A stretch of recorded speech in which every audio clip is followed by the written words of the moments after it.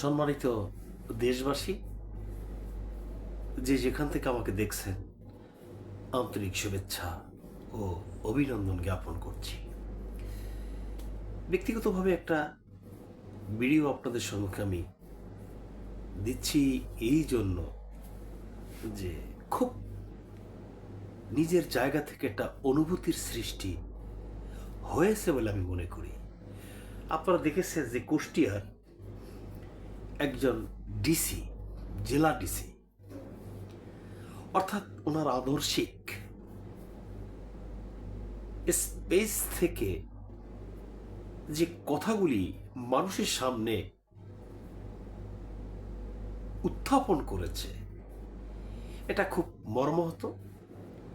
এটা খুব ব্যক্তিগতভাবে মনে করি কথাগুলি খুবই গুরুত্বপূর্ণ এবং মানুষের, গরিব, মেহনতি, শ্রমিক, জনতা সবাইকে নিয়ে উদ্বুদ্ধ অবস্থান থেকে উনি ওনার জায়গা থেকে জনগণের সম্মুখে ক্লিয়ার করেছেন।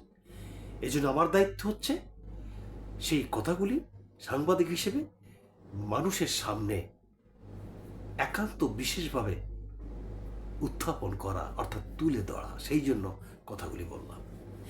উনি বলেছেন যে আমি ডিসি,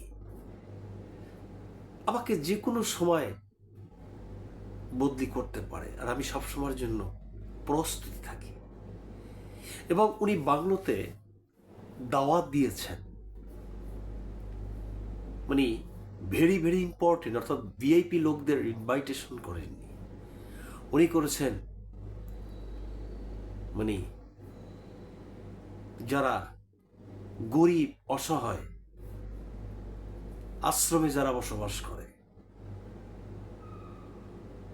বাবার বয়সী বৃদ্ধ লোকদেরকে ইনভাইটেশন করেছে বাংলোতে। কি আদর্শিক!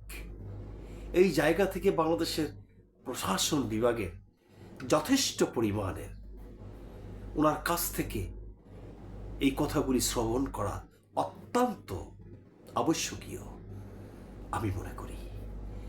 সম্মানিত দেশবাসী এবং এই দেশের যারা কর্মরত, যারা সরকারে আছেন, অন্ততপক্ষেই ডিসি ইকবালের কথা শুনে আপনারা হয়তো ওনাকে ফলো করবেন। ইনশাআল্লাহ সবাই ভালো থাকবেন। আল্লাহ।